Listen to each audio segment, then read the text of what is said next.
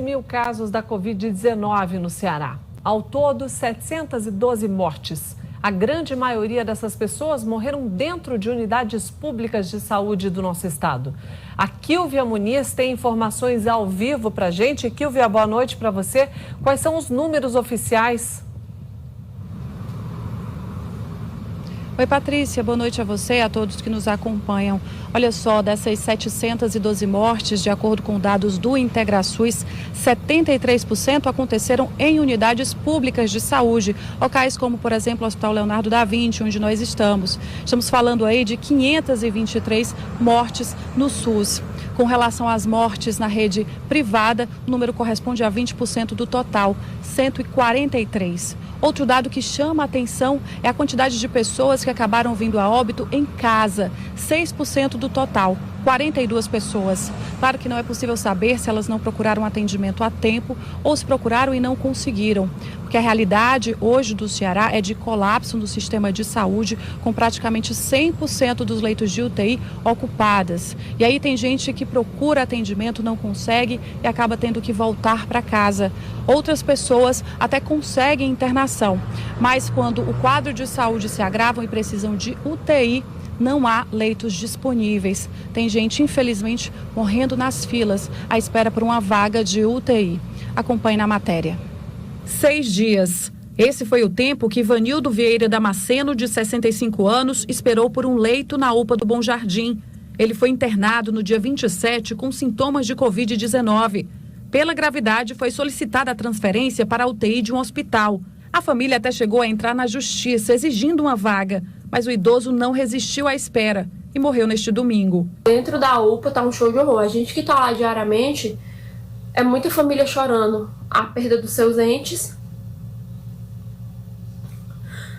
São muitas pessoas que estão saindo lá de dentro.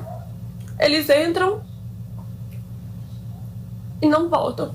Eles saem de lá no caixão, ensacados, sem direito a uma despedida, sem direito a um velório, sem a família poder ver. Mesmo sentimento vive a família de Wilmerson Cândido Nunes, de 46 anos. Ele foi internado em uma UPA na Avenida Leste-Oeste, quinta-feira, também com quadro clínico de contaminação pelo novo coronavírus. Mas o estado de saúde se agravou rápido. Quando foi na sexta-feira à noite, ele precisou de UTI e não tinha UTI para ele. Ficou na fila, não conseguiu. Quando foi no sábado de manhã, ele faleceu. A família mal recebeu a notícia e teve que se deparar com um novo sofrimento. A mãe de Wilmerson, que mora na mesma casa, Maria Arlete Cândido Nunes, de 77 anos, também começou a apresentar sintomas graves de Covid-19, com febre e dores. Há 2 dias, os filhos saem com a idosa e percorrem a cidade, à procura desesperada por uma vaga de internação. A nossa mãe também já percorreu todos os locais aqui, até particular nós já tentamos achar uma vaga e não conseguimos. Nessa hora a gente está aqui com tanta dor no coração que nós não tivemos ainda nem a chance de chorar pelo nosso irmão. Estamos vendo também a nossa mãe morrer aqui à míngua. Esse cenário de superlotação é confirmado pela ocupação registrada hoje no Ceará. Na rede pública estadual, 97% dos leitos da região metropolitana de Fortaleza têm pacientes. Na rede municipal, a situação é semelhante, 98% de ocupação. A Secretaria da Saúde diz que não fornece informações sobre casos de pacientes e ainda que apenas as UPAs administradas pelo município possuem leitos de observação equipados para estabilizar pacientes com perfil de UTI e que esses pacientes são transferidos pela Central de Regulação de Leitos do município para hospitais de alta complexidade que são referência ao atendimento de pacientes com a Covid-19 em estado grave.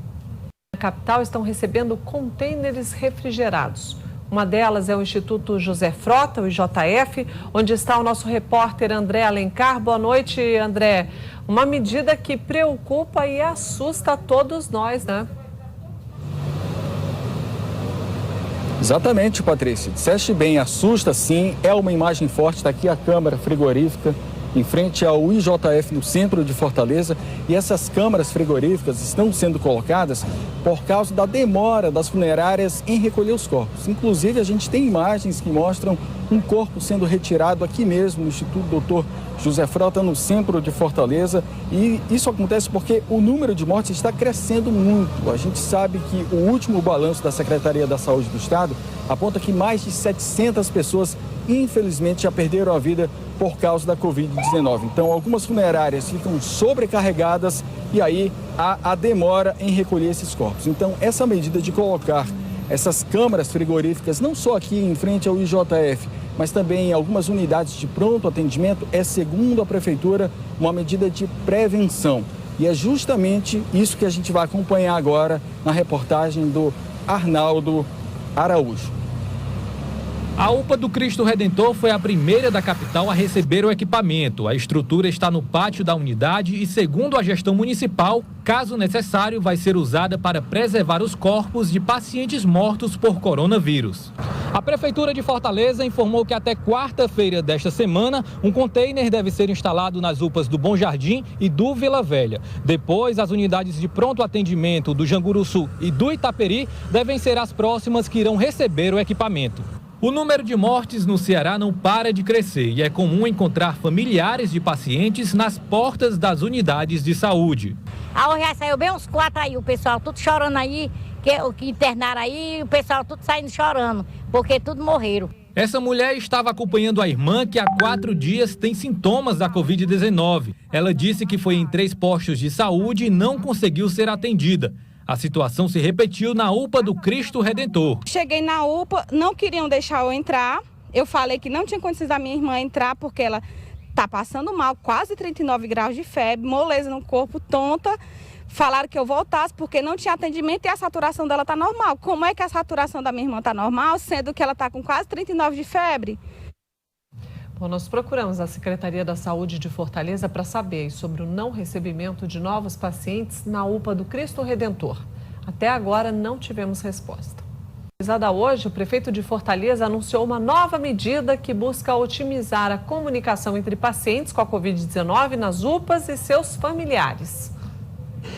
Todo dia, a partir das 16 horas, o profissional de saúde vai se comunicar com um familiar, que é o familiar que está responsável pelo ingresso do paciente. Toda admissão da UPA tem um contato de algum familiar e a esse familiar, diariamente, a partir das 16 horas, serão atualizadas informações do quadro clínico do paciente. Além disso, a gente vai permitir que diariamente, de 8 às 10, os familiares possam trazer alguns objetos, alguns insumos de necessidade pessoal do paciente. Às vezes, uma escova de dente, uma pasta, uma escova de cabelo. A gente vai permitir também que, nesses horários, esse material seja trazido também pelo familiar ao paciente. E estamos estruturando para que, a partir da manhã, o serviço social também fique atendendo ligações a respeito do fluxo do paciente, para saber se o paciente continua na UPA, se tem já alguma regulação, alguma transferência esperada, também para orientar o fluxo do paciente na UPA ou mesmo alguma previsão de transferência dele para outro hospital. Se algum familiar tem o interesse de mudar o contato em virtude de algum problema de saúde ou de comunicação com o familiar que está listado, ele precisa também... A ação que ajuda pacientes com câncer corre o risco de interromper esse trabalho por falta de recursos. É que aumentou a quantidade de pessoas por conta da Covid-19 e como a associação vive de doações, esse momento está sendo bem difícil. Luzineide continua o tratamento de câncer porque conseguiu estadia em Fortaleza. Ela mora em Iguatu, já passou por cirurgia de retirada da mama esquerda e agora precisa ficar 1 mês na capital para as sessões de radioterapia. Esse apoio foi essencial, para que eu pudesse concluir o meu tratamento. Luzineide é uma das pacientes que recebe apoio da Associação Nossa Casa, que surgiu de uma união de esforços entre a sociedade, funcionários e pacientes de oncologia.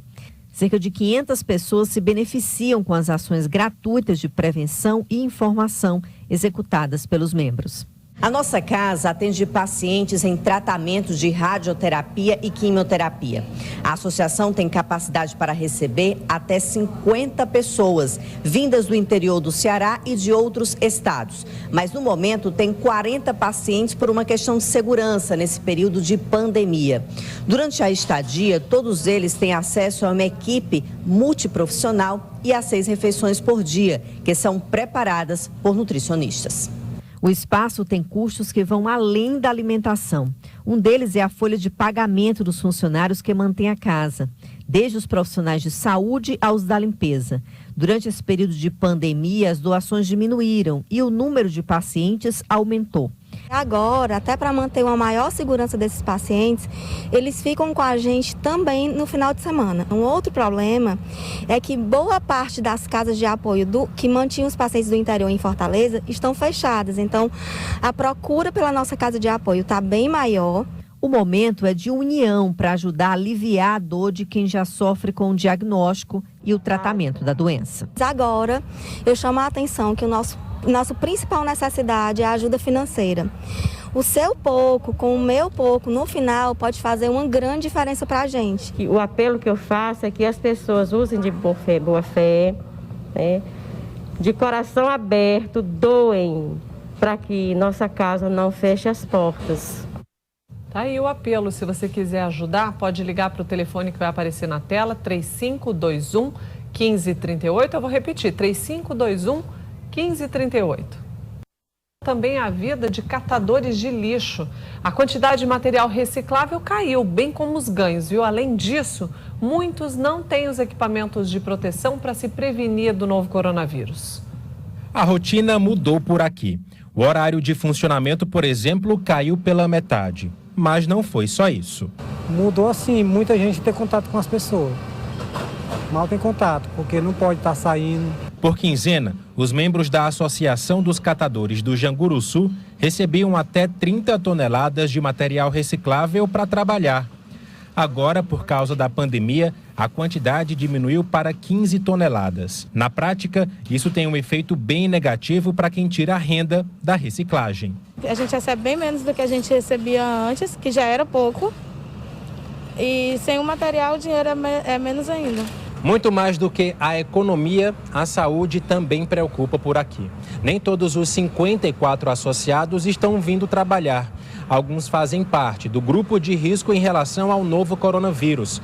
Agora, o que mais chama a atenção mesmo é que quem está vindo pegar no batente não tem todos os equipamentos de proteção individual que são recomendados pelas organizações de saúde. Alguns, por exemplo, não usam luvas porque elas não existem por aqui. Por isso, há o medo de contrair o coronavírus através do material que vem da casa das pessoas. Há 2 anos, Dona Verônica tira da reciclagem o sustento da família. Com a queda da quantidade de material para trabalhar, o dinheiro que ela ganha por quinzena caiu de R$ 300 para 180. Ela é uma das trabalhadoras que não usam todos os EPIs e tem medo de adoecer. Medo de ficar doente. Eu tenho medo. Porque eu sou diabetes, aí eu tenho medo. A diretoria diz que a associação recebe apoio do poder público e também de parceiros, mas considera que é preciso mais. A gente recebe alguns EPIs, só que nem sempre, como eles desgastam rápido, nem sempre a gente está podendo repor os EPIs que desgastam. Da obrigatoriedade do uso de máscaras em alguns locais de Sobral. Mesmo assim, ainda há quem desobedeça, o que pode render multa. A semana começou assim em Sobral. Ruas lotadas, filas, trânsito conturbado. Diante da necessidade de prevenção e do desrespeito ao isolamento social, outra medida obrigatória entrou em vigor hoje. Estabelecimentos essenciais, repartições públicas, bancos e lotéricas agora só poderão atender quem estiver com máscara. Foi orientado pela Prefeitura Municipal o uso de máscara. Caso isso o pessoal não use máscara, a gente pode valer uma multa. Nesta farmácia, todos estão obedecendo. A gente está tentando se proteger da melhor forma possível, né? Fazendo fila direitinho, uma boa asepsia lá dentro, né? Tendo um bom controle. Mas do lado de fora, a imagem é bem diferente. Pessoas muito perto umas das outras. O estabelecimento que descumprir essa nova determinação poderá pagar multa de R$10 mil. Em caso de reincidência, sobe para 50 mil. E na próxima semana, o uso de máscaras é obrigatório para qualquer pessoa que estiver fora de casa. A Prefeitura irá realizar a fiscalização em todo o município para garantir o cumprimento do decreto. A utilização de máscaras é uma medida de proteção comprovada pela Organização Mundial da Saúde. Mudar um pouquinho de assunto, a gente vai falar de chuva. Moraújo, também na região norte, teve até agora o maior volume acumulado de chuva. O maior desde 2009, inclusive, de acordo com o balanço da FUNSEMI, que foi divulgado hoje. Vamos saber mais informações, então, com a repórter Maristela Glaucia, que está lá na região, em Sobral, na região norte, né? Maristela, que tem recebido ainda muita chuva. Aliás, todo o estado, né, com bons resultados. Boa noite para você. Olá, boa noite, Patrícia. Boa noite a todos que nos assistem. Isso mesmo, Patrícia. Hoje a FUNSEMI divulgou um balanço parcial das chuvas de 2020, de 1º de fevereiro a 30 de abril. E nesse balanço divulga aí que foi o melhor trimestre de chuvas em 11 anos. Isso segue de acordo com o prognóstico da FUNSEMI divulgado em janeiro, que era de chuvas 45% acima da média. Em todo o Ceará choveu 652,6 milímetros, mas o que chama a atenção é para a cidade de Moraújo, aqui na região norte, fica cerca de 60 quilômetros aqui de Sobral, que choveu 1.694 mililitros, ou seja, 122% a mais do que o normal. Essas boas precipitações estão associadas principalmente à proximidade do sistema atmosférico chamado de zona de convergência intertropical. Mas agora, para o início de maio, a tendência é que essas chuvas diminuam justamente pelo afastamento desse sistema atmosférico. Aqui na região norte choveu bastante, vários açudes importantes sangraram, mas a expectativa aqui em Sobral é pela sangria do Aires de Souza, o Jaibaras, que abastece a cidade. Faltam poucos centímetros para isso e a gente está aqui na torcida. Patrícia? Nós também, todo mundo. Obrigada, Maristela. As unidades dos Correios em Fortaleza estão passando por uma desinfecção. O trabalho feito pela Cruz Vermelha tem o objetivo de reforçar as defesas contra vírus e bactérias nesse período de pandemia.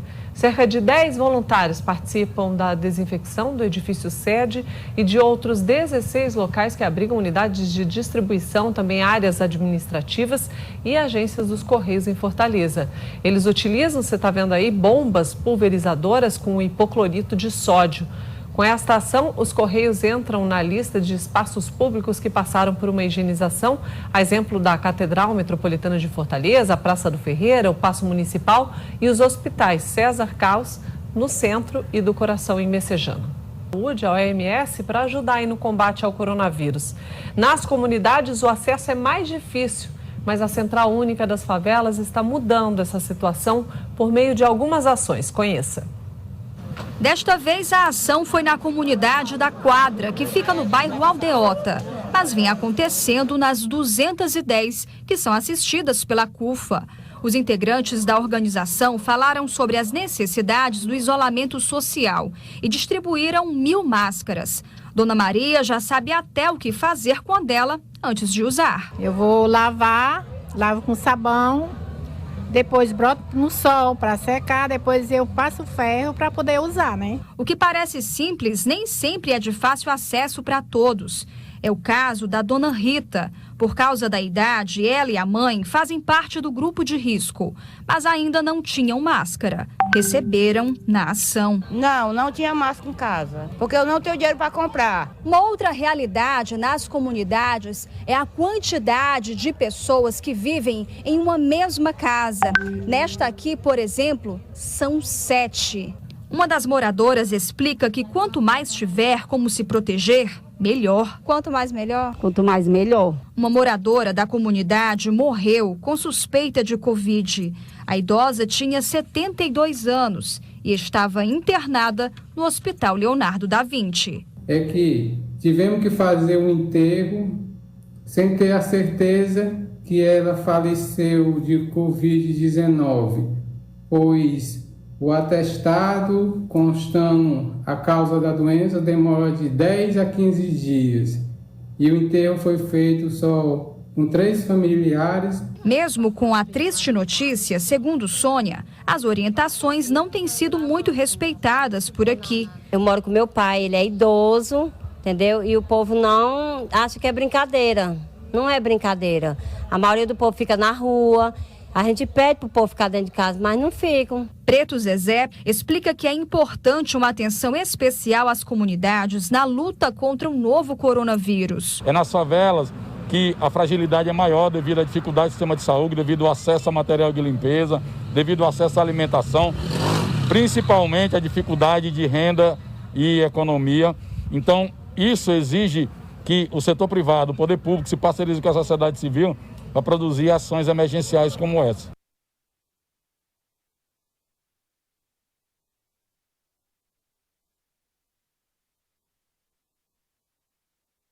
Bom, e hoje nós vamos mostrar exemplos de empresas e empresários que estão ajudando famílias no norte do estado a enfrentar essa crise. Acompanhe.